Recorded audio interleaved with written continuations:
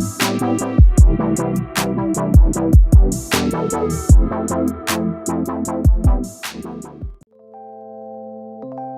here we have the all-new Lytmi Fantasy 3 Backlight TV Kit. Opening things up, the first thing you'll see is the user manual.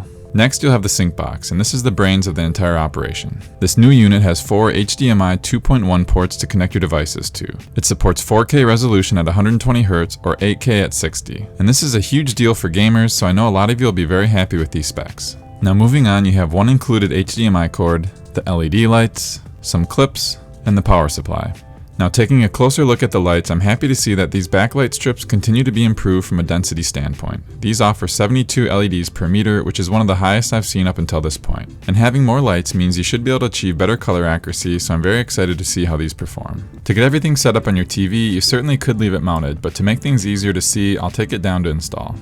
I'm going to first take the end of the LED strip that has nothing connected to it and start at the bottom right and go left, and then just work my way around the entire TV, putting the lights around ½ an inch from the edge. And if it makes more sense for your setup, you could start at the bottom left and go counterclockwise around. Next, you can use the included sticky clips to clamp down the wires to the back of the TV so they're not sticking out. Now you might not want to mount the sync box to the back of the TV, but that's what I'll be doing here. I'm using some Velcro to secure it and then just running the included HDMI cord from the box to the TV.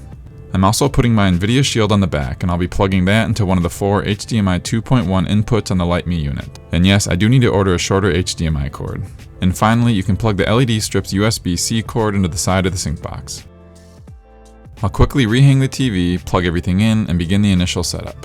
First, go ahead and download the Lytmi app and then sign in. On the main screen, click Add Equipment and make sure your phone's Bluetooth is on. It should find our new device to set up. Sign into your 2.4 GHz Wi-Fi and hit Next. It'll go through a quick activation, you'll assign it to a room, and then you're done. So right from the main screen you can see the Neo 2.1 box and you can toggle the lights on and off. Next, let's click into the actual device and go through a few more settings. Near the top right corner, select the circle with 3 dots, then go into Setup side. And here you're going to make sure you're seeing the correct colors being displayed before confirming your selection.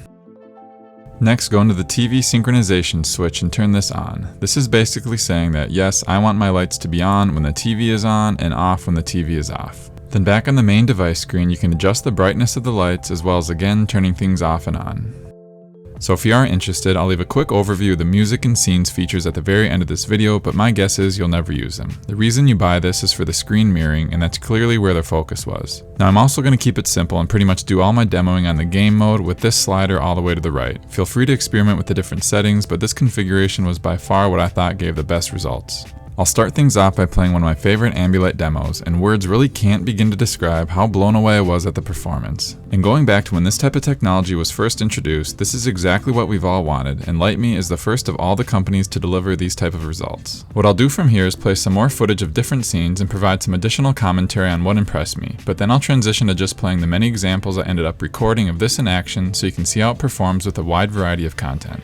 Now this one stood out for a couple reasons. The first is that the ambient light really feels like an extension of the TV, making everything just feel larger, and second is that I don't remember other light boxes being able to completely turn off the LEDs during dark moments on the screen, which really makes the colors pop on a whole different level. So for this next clip, let's first watch it in regular speed.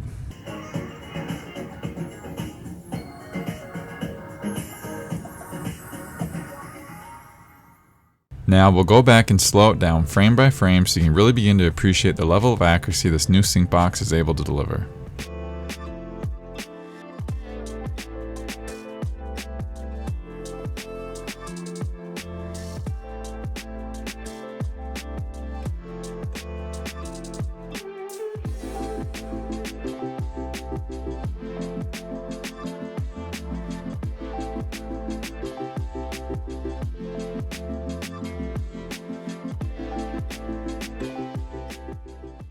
And for all you anime fans out there, myself included, this is going to make you want to rewatch every single one of your favorite shows all over again.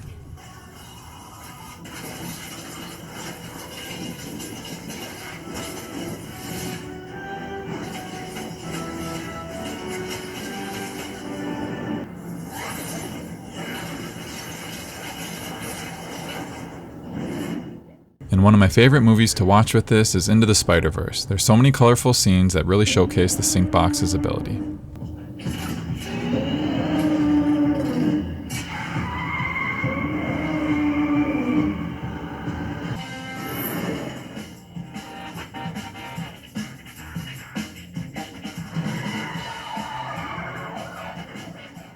Now this example is one that again does a great job of highlighting the ability for the LEDs to be turned off at darker parts of the screen, as well as showing how smooth the fading in and out of the colors are.